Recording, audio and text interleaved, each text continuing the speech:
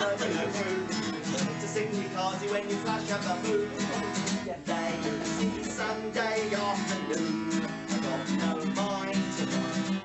Close my eyes and drift away. This song says a bit there. Just a bit, you see?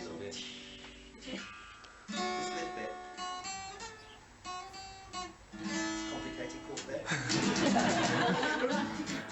Right, welcome back. So here we have part 2 of my interview with Malcolm. Apologies for the editing on this one. I didn't get the framing quite right, and we did have a few disruptions in between, including from Malcolm's dog. But hope you enjoy, and I hope you find it interesting. All the best.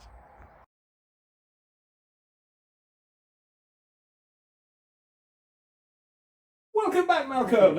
Okay, so this is part 2. Yes. Of your life as a careers advisor. Okay. So in part 1 we heard about from your life as a young man, Yes. figuring out what you were going to do, Yes. and you'd gone to COGS and you were delving into So this was stuff. 1 year full-time diploma in careers guidance. Right, course. so tell us what the training was like, because there's so many different forms of training now. So Yes. now we have to be, if we want to work in schools, we have to be level 6. That's right. Yes. For my own journey, I did my MVQ level 4 LDSS, and then I went on to do my level 6 diploma. That was my journey sort of through, and it was very much sort of split up between, you know, level 4 for several years before I did my level 6, which helped me to kind of hone some skills. What was your journey like? None of that was available. Well, you had to do a 1 year full-time diploma in careers guidance. Yeah. It was available at a number of polytechnics and colleges around. Yeah. How many roughly across the about country? half a dozen, I think. I know that there was a course at Bristol. There was one at South Bank. Yeah. Ours was the biggest at Swanley. Yeah. There was 64 of us, I think, on the course. On the course, yeah. Wow. There were Nottingham, I think. Mm-hmm. 1 or 2 in Scotland, I think 1 in Wales, that I can off the top of my head. And was it about 64? Was that like the annual intake roughly? Did they do 64? Yeah, it was the biggest year, I think, and it was absolute balance, men and women. Right. A range of ages. The youngest would have been straight from university. Mm-hmm. Others, the eldest would have been ex-forces. There was a guy who recently left a career in ICI and wanted to retrain. He'd been in his 50s, I guess. And so it was 1 year full time, and it included 4 lectures on things like the history of the careers service, education system in the UK, psychology, right? a lot of academic study, psychology, particularly related to the young person in transition. That was the name of the course. We had tutorial groups, and then we had the practical skills days where you had interviews obsessed, and schools would come in to college guidance studies, and you'd be observed interviewing tutor, and you'd be observed doing group works as well. We had employer visits, to YTS providers. What else do we have? Were your visits local, or were you further London afield? and the southeast, really. Yeah, we had visiting speakers as well, particularly related to things like disabilities or charities and working with special educational needs. And so it's a fairly intense course. Very academic. 5 days a week for a year. Yeah. What was it like in terms of learning how to do the interviews? Because I know from my own experience that it was incredibly nerve-wracking, because I desperately wanted to be able to do the work, but then there's almost that element of deconstructing how you ask questions, why you ask questions the way you do, and having to build up those skills, and kind of being very going from a unconscious point of kind of having people skills to more conscious competency. What was it like for you? We had what they call the Swanley model, which was this psychological peristalsis, where the thing opens and closes and opens and opens. So it says contracting, focusing on what you're going to discuss, opening different ways of working and area topics, focusing on what might work, action planning. So would that be based off Egan? Based on Egan, but Yeah. a bit more related more to directly to careers work, Yeah. whereas Egan I think is a little bit more Counselling. yeah. Because I was aware that when I started working with you down in Dover, that there was older careers advisors who were 7-point planners. Is that right? Well, yeah. I mean, when I did it as part of the training at Swanley, you had to do two work placements. Yeah. 2 work placements. So the first one I did in November of '83 was in Ashford. Met David Milton. Yeah. And in Tufton Street, next door to where CXK is now. That was it's the small old building, isn't it? Yes. Yeah. So that was the first place. And the second one I did was in Gateshead. Yeah. Tyne and Wear. Yeah. Because I wanted to go somewhere I'd never been before. So I spent 3 weeks there. And I did observe an interview while I was in Gateshead from somebody who trained several years before, and they'd been trained as a 7-point planner. Yeah. And I know that there were some careers advisors in Kent who are still working 7-point plan, where you go through these 7. It's less client-centered, perhaps, dare I say it, than what we do now. Not to say it doesn't work so well, but it's certainly interesting to observe. So was it with COGS that we had that shift from 7-point planners to more of a client-focused counselling model? Was it at that time? It was all of the training, because I met people who trained in Nottingham and Bristol and Reading's another one, and they were all doing more Egan client-centred. So what because we were talking about Carl, not just, we don't talk about Alec Roger, but we also talked about Carl Rogers as well, and how they were both, these people were important, having a similar name. Yeah. Doesn't make it confusing at all. Which one am I referencing in my slide? Yes. So was it their work that had created this change, that had kind of stimulated that change in the career service to move from the 7-point plan? That's an interesting point. How did we move into? I think it was probably because that's the change that's echoed. And like when I started, we had that 3-stage model. So I think it's really important as something to think about. Like, when did that change happen? Because it sounds like it was like quite a seismic shift that's lasted decades. I think it was still certainly well in place in the early 80s, because I know when I started work in Kent Career Service, Jill Morrison was my qualified officer, who observed lots of my work, and she'd only been qualified a year longer than I had, so she was class of 82, 83. Other people I've met from 1980 onwards, I think they were all doing the Egan model. So can you think of, do you know what it was that stimulated that change? No.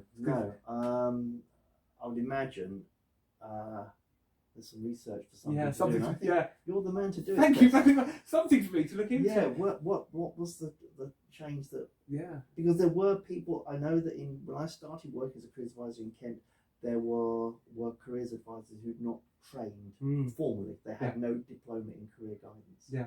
I think it's an interesting one. It's that mix between theory and practice, particularly having worked with yourself. Because I think like later on, like when we're down in Dover working together, and you were, one of the things that I always admired about you was that you were constantly going back to theory, thinking. You were involved with the narrative stuff with Christchurch, and it was.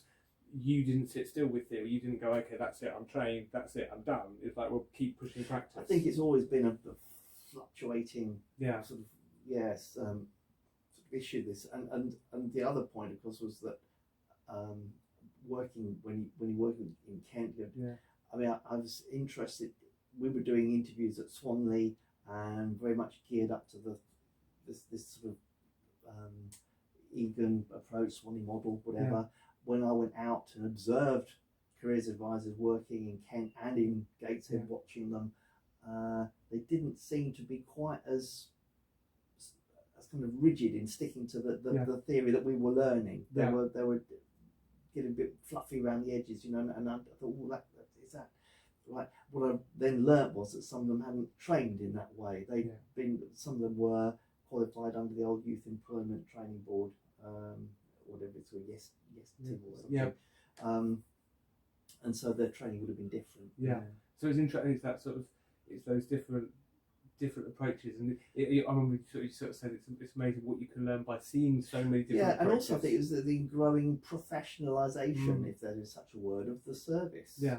We're not just putting young people into jobs, we are careers guidance practitioners, we are professionals. Yeah. And if you look at the criteria of a profession, body that you have to be a member of, successfully to work, you get feedback, you're looked at, there's a set of standards, it's all in place. Yeah, and I think it's interesting that it's from what we've heard already in terms of that shift from that early job market where you were a young man yourself and it was like it was more job matching, and as it's progressed it's become more guidance focused and this professionalisation. It almost sounds like in the 80s there was starting to be, for want of a better word, a bit of a hair day. It's kind of sort of zenith as a profession. There was like more recognised. Here we've got a career service, that professionalisation, which, as we know later, that was then kind of hit with all the later sort of changes and stuff. So was it that kind of 80s, 90s period where things were right, here we've got a profession that's not just about getting youngsters into work, this is also about the actual guidance, the wider sort of stuff. I think so, and looking at linking in with more creative careers education. Yeah. I mean, a number of projects we were doing when I was working because I was with Kent County Council for 10 years before we were privatised. I'm thinking about some of the projects, the careers education programmes, things like there was one that we were developing with a French-Canadian project related. It's called Trouver Career, but it was about the sort of ideas of how your thoughts crystallise and the sort of stages of making a career decision and an action. I think there was much more of a link between teachers and careers advisors than there had been before. So in terms of that sort of, I suppose it's almost like the money was being put into it as well, in terms of that, so the local authority was prepared to put money into projects that weren't necessarily just, from the sounds of it, target driven instant results, but almost like how can we do this better? How can we do how can we do better at what we're doing?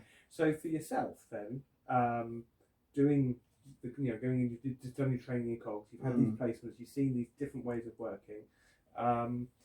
What then happened next? You've done your training. Was it like, here's a job, off you go? KCC, no, what happens is, you see, with my history of applying for jobs, what happens is you've done the 1 year diploma, and then you're qualified to what's called Part 1. You have Part 1 of the diploma in career guidance, and so you're then sort of partly qualified, and then you have to apply for jobs with it. And I obviously wanted to apply for jobs in Kent. The other 5 Kent trainees all went up elsewhere, but I kept my word. I was happy to have a house in Kent. My wife's Kent everywhere. I was happy to stay. And jobs came up. I mean, there was one came up in Medway, which was just down the road from where I lived at the time. So I thought, well, I'll apply for that one. Another one came up in Sevenoaks. So I applied for the one in Medway, and they said, well, yeah, okay, but we really like somebody who's qualified. Right. Oh, why does that work? Because there's only 4 careers advisors, 4 generic careers advisors in the team in Chatham, and if you come, there will only be Jill Morrison who's qualified, and we'll have 3 trainees. So we want more experienced people. So we're going to have to re-advertise it. Oh, okay. And I wasn't invited to a formal interview. It was come and we'll explain a bit more about it. So I wasn't even dressed for an interview. I just turned up to thinking that they were going to tell me why I wasn't suited. But they asked me a load of questions about how I would measure success as a careers advisor. I hadn't really prepared for. So, see how this goes. And then I was, afterwards, I said to the person in Kent County Council who was responsible for training, Sue Grumwell, I said, so what happened? And she said, well, I don't know why they're advertising again. There isn't this whole bank of careers advisors sitting at home waiting to start work. They can be advertised. Nobody else is going to apply. And so after nobody else timed up, so I got the job. So I was there. So it's a similar sort of situation now, where again there isn't, we need careers advisors, but they're not sitting there waiting. Similar situation.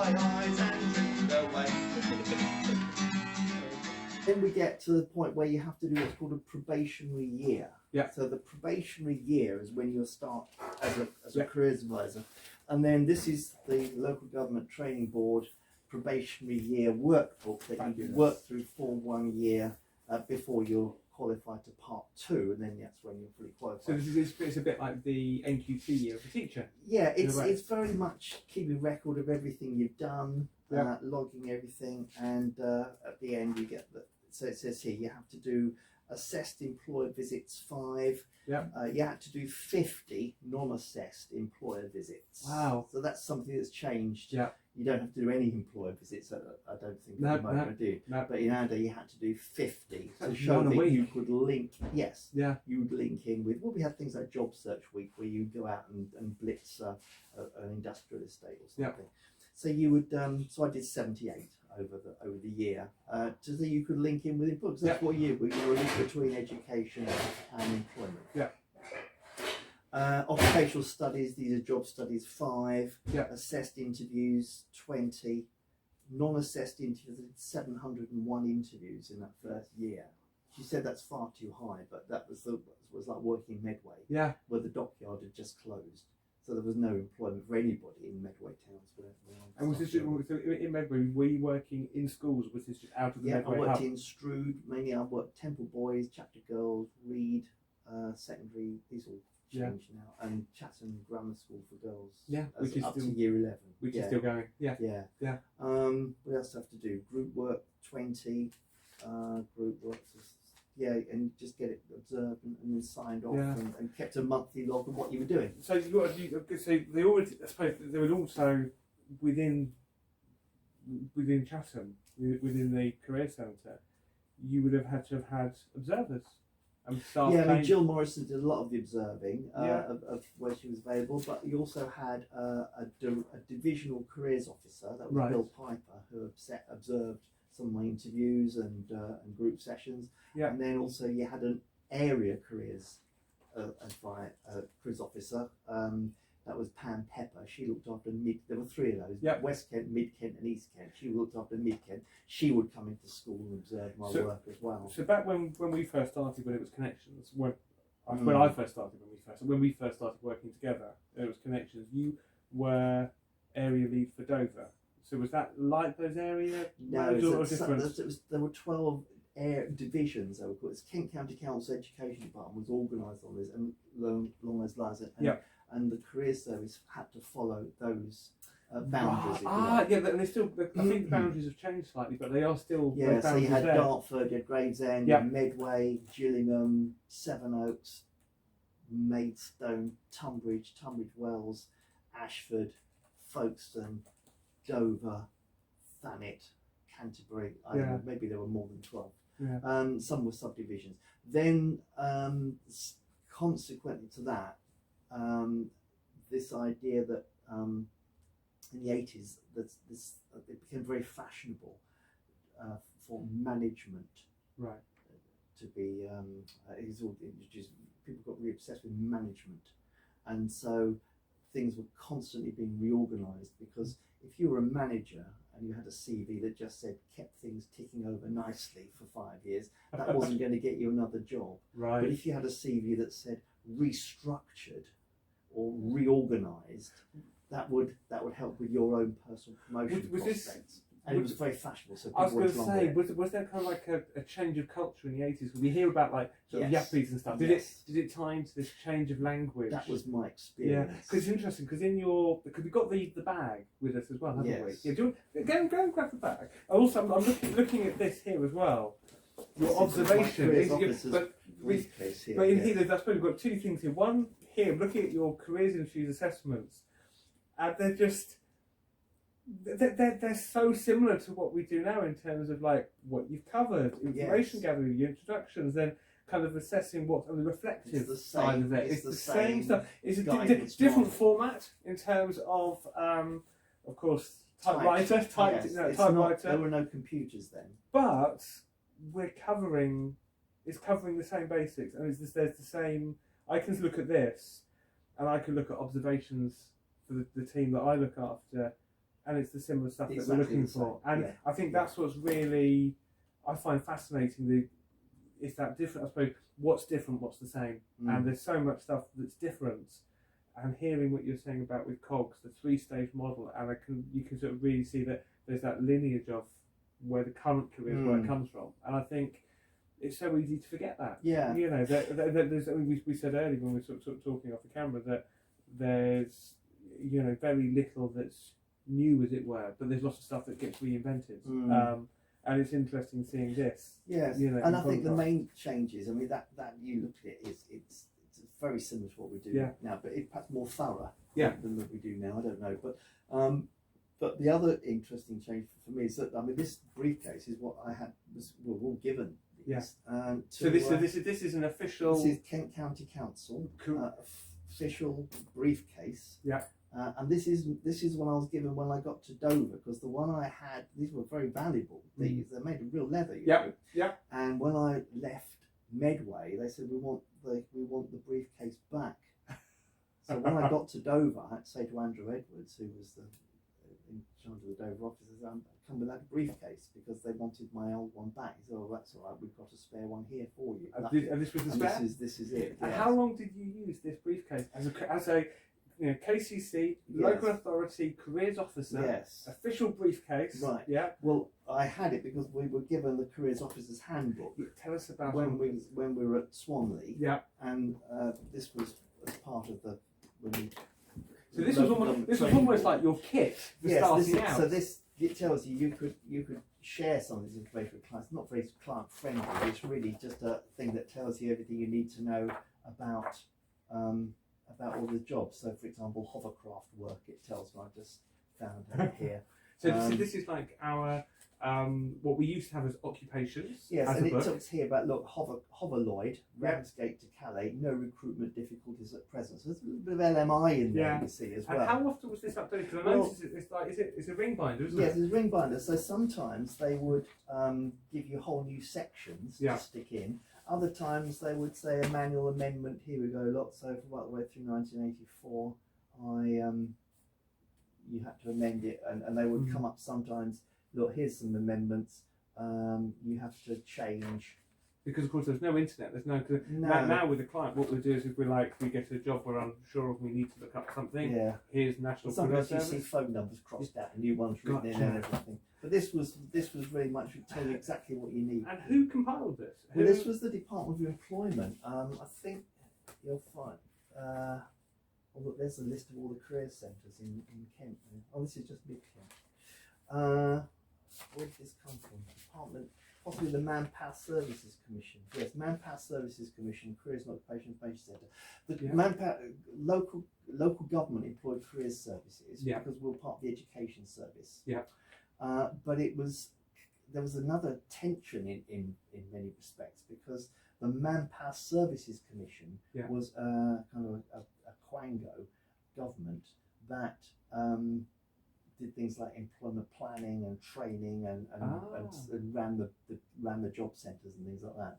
And we're always worried that the Manpower Services Commission might take over the careers service. We all end up working as civil servants and not so reflective of the local needs of our students and schools. So it's the same tension, because this is Sheffield, yeah. But what's fascinating is that same tension that we've still got now in terms of, with career services changing, is like, how is it going to change? Are we going to stay separate from education, or will we go into education? Exactly. It's exactly the same tension that's now, and it's interesting that the LMI, the data, the job information has come from there, which is still where we can get information now in terms of like from the job. It's fascinating that tension hasn't gone away. No, it hasn't gone away, and it's quite interesting that the Manpower Services Commission used to give money to career services, particularly because they ran YTS. They were the overseer, if you like, of the YTS program, and they would give money to career services to establish posts as careers officer for special services employment. Right.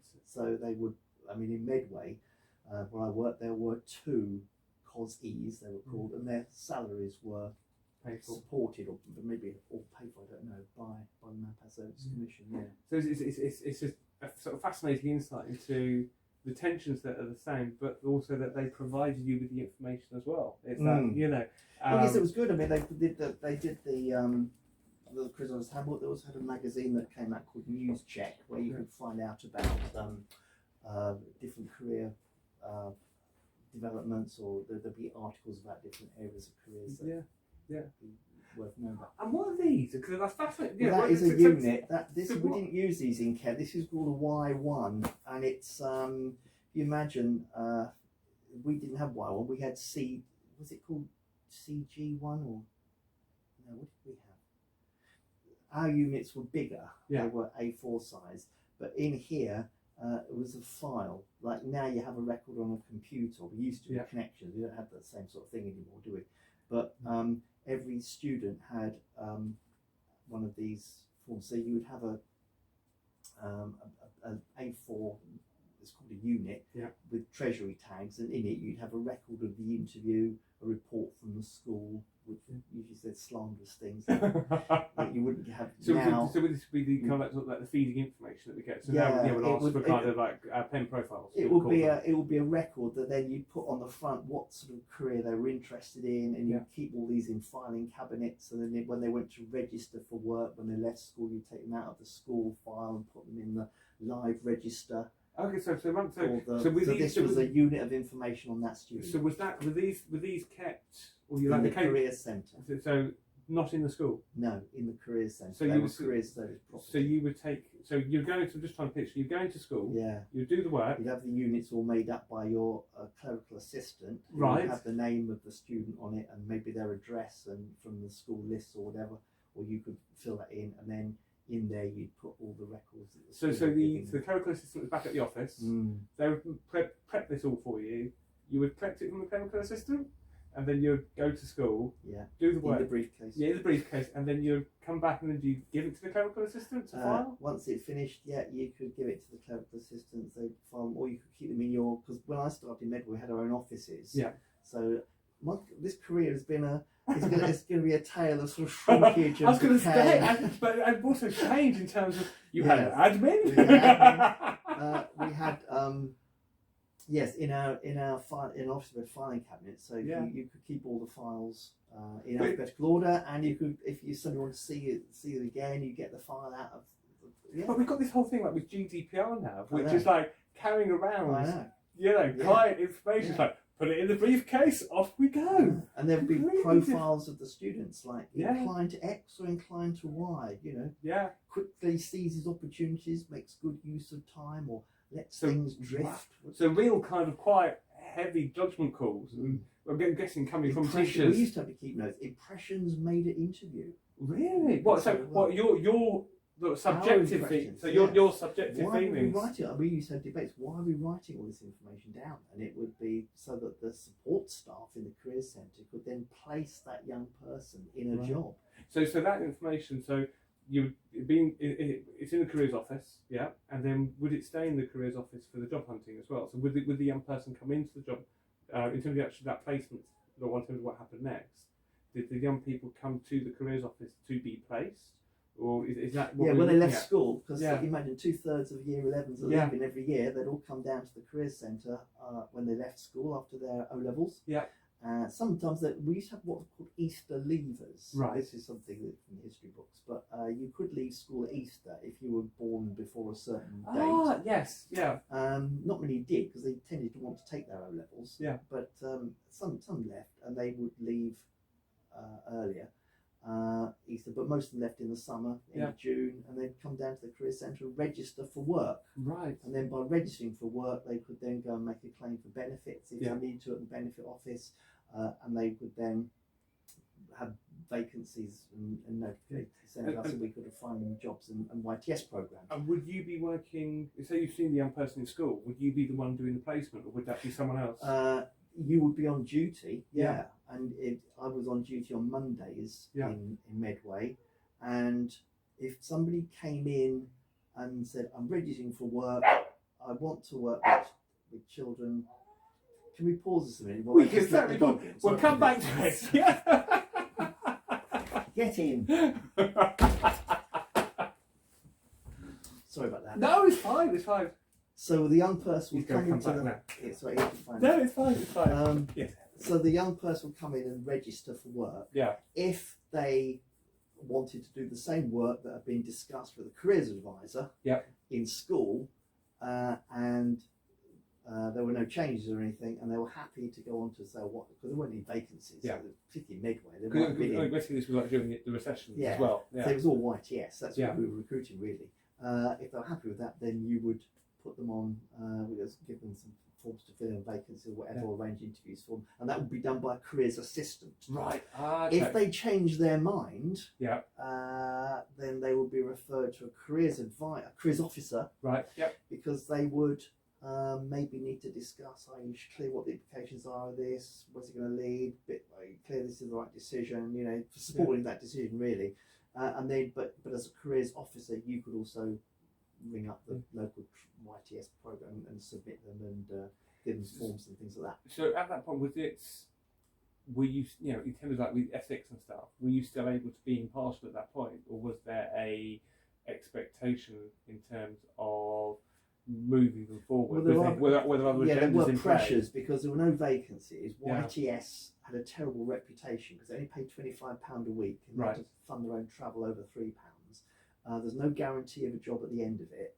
It was only for a year, and it was the term slave labour was often used by some of the students on it, because it was some of the quality of the programs wasn't as good as it might have been.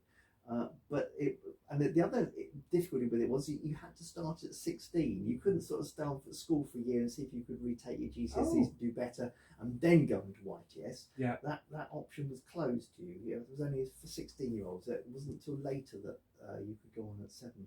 So with these sort of YTS, in a way, it sounds very similar to like study programs and similar. Yeah, but it's all, there were two different modes, Mode A and Mode B. Mode A was an employer's premises, so like the civil service had a YTS program, GCA more like workplace had one, Lloyd's London had a so you'd be working for the firm. The firm wouldn't pay you. The government would pay you £25 a week in your expenses. You'd have a supervisor. You'd be looked after by the company, and you'd be given a good introduction to work. A lot of people did make successful careers from YTS. I mean, it was quite helpful if they were the sort of people that would have made suitable or successful careers without YTS. It's something. But for those that needed a bit more help, there was a Mode B YTS, which was done in places like training workshops, where they would spend more time in a kind of more of like a college setting, and then maybe doing a bit of work experience when they were ready for it. There's so many similarities in terms of study programs, but also the Kickstart program that we've had recently in terms of post-COVID. It's interesting. That there's the stuff we've got now. Here's a study program, here's a traineeship, here's Kickstart. They're all similar variations of the same problem, or not the same problems, but the same issues, for want of a better word, the same difficulties in terms of how do we support young people who aren't ready to take other pathways, who maybe haven't applied in school, or whatever barriers they're facing. In terms of young people with SEND, we've now got things like supported employment. Supported employment's been going 30 years now. As a sort of service, as a scheme. I think that they've just had the 30th anniversary for that about a year or so ago. Was there anything comparable to that around in terms of for those young people with SEND, or was it? But the colleges used to do different programs. There were developments. There was something called a certificate of pre-vocational education, which was a course which allowed students to try a number of different vocational areas before choosing. That the colleges did that. There was something called TVEI, which is a Technical Vocational Education Initiative, which was funding really for schools and colleges to put more employment-related activities into their programs and provide training for tutors and so on. A bit more of a shift coming that way. Again, sort of in addition to what schools and colleges were providing. So in terms of, we've got this sort of slow sort of change and stuff then. So in terms of when you sort of you completed that sort of placement year, you've been signed off that you're so end of the probation year. I'm a qualified careers advisor. Qualified careers advisor. Yes. did things then sort of change after that? Because I remember there was a thing you used to say about, was it the first, how many interviews with all 1,000. The first Yeah. 1,000. Well, I've done 700 in the first. Yeah. First No, year, so tell us, or because I know why you say the first 1,000 Yeah. are the worst. Why are they the worst for because any you're new fi- careers you're trying to advisor? find your way through, and once you've done 1,000, you know not exactly shortcuts, but you know which lines of questioning are more likely to produce fruitful results. Yeah. It's the same with. I mean, you're still learning right the way through. I mean, even right yeah. to the very end, I was still thinking, that question's not going to work. Like if you're doing a group guidance session or something, saying, would you like more information on this, is just a useless question to ask. But how interested would you be in finding out more? Yeah. Is a much more succinct question that's going to improve clients' engagement. Yeah. So yeah, the first 1,000, but just to get used to that, and then once you've done that, once I got through my first year, the confidence is just. You start getting good feedback, and schools begin to love you and welcome your contribution. Yeah, and I think one of the things I always sort of find is that after, because it was that first 1,000, I remember sort of being down in Dover training with you, and that first year, and you go, it's funny you've got this, because I didn't have this, but I had a big ring bound folder with all the information that I collected, because the internet wasn't particularly great, so nowadays we can tether quite easily on our mobile phones, and we know we can get the internet. But when I started training 15 years ago, the internet we didn't know if every school was going to give us internet access and stuff, so you couldn't always look some stuff up. So I had a ring binder, similar sort of size, and I remember taking it everywhere. This was like my Bible. This was my safety net of everything. And I had a whole year like that, and I can remember there was one day I left it. I've been looking at it in the evening, trying to get this stuff into my head, and I left it at home. And I'd gone to work without my folder, and I phoned up my assessor at the time. It was TLA, assessor. Yes, TLA down there, and she didn't let me have any. It was just like, you'll be fine. Wasn't going to save me or rescue me. And I went in without the folder, and it was an epiphany point for me, because it was like I realised I didn't need the safety net. That I could ask questions. Confidence. And, and there is that bit, and they go, "Oh, I can do this," and I can do this before that. But that first year for a year and a half, 2 years, absolutely terrifying. Because I really wanted to do the job, I wanted to be good at it, and had yourself as a role model. Had other members there, down in Dover and Folkestone, and really good careers advisors that wanted to be like. And it's like I can remember the classic one where you came to watch us at one of the in the Dover access point. This young lady had come in for a CV, and I was overly thinking it, and just poor girl. She was upset. You took over. I went upstairs, and you said everyone was fine. We're all okay, and it's that bit that's the nuances and stuff that you learn, isn't it? In terms of that you don't have to over question. Some things happen to me. I mean, because of all these briefcases, exactly the same. Yeah. You imagine the chance of picking up the wrong one are pretty high, aren't they? And I remember we just had a first son. Our son had been born. Our son. You got one. Son had been born, and I went to work the next day. He wasn't coming home for a day or so, and somebody picked up my briefcase. I was due in another school. I thought, all my stuff. Yeah. What do we do? Well, panic. Yeah. But luckily, my manager Bill said, "Come down. What do you need? You need an action plan pack? Yep. Flight units. We can sort that out. Yep. Fine. Yeah. Sorry. Mistake. But it's interesting too, because I've never seen you in that kind of a state. You've always been impeccably dressed, calm, collected, never kind of flustered. So there was I can remember that first that interview that I did with that poor young lady who I saw. All she wanted was a CV, and I was just over questioning. But afterwards, you were that very because you were there assessing me, and afterwards you were calm, you were collected, and we talked it through, and everything's okay. And I think there is that thing. I think there's that thing with careers where sometimes when you're first starting, you realise how much you don't know, and that fear. And I think if there's a new trainee careers advisor watching this going, "Oh my goodness, what have I got myself into?" I think it's really reassuring for them to know that we all start out with that flustered. But you learn so much from it. Yeah, exactly. You learn more from your mistakes than you do from your successes. Yeah, and I think that's something and I'm very keen to, generally, think about where I am now in terms of supporting new careers advisors coming in, and I know it's the careers advisors that are the same generation, so we've kind of talked about it in terms of, well, where are the new careers advisors coming from? How do we support them? There's a duty for us to support them because there's so few of us now because of what's happened in terms of how the service has been decimated in schools.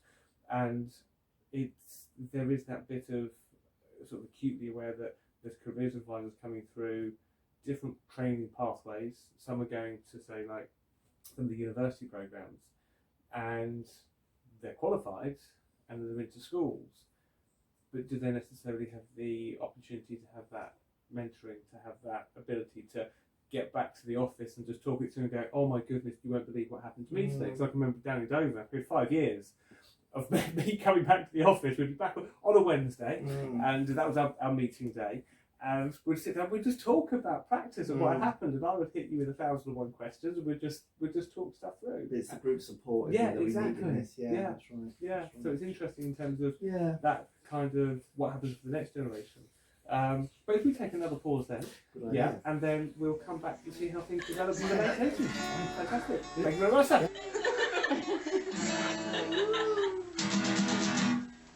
Lazy Sunday afternoon, I got no mind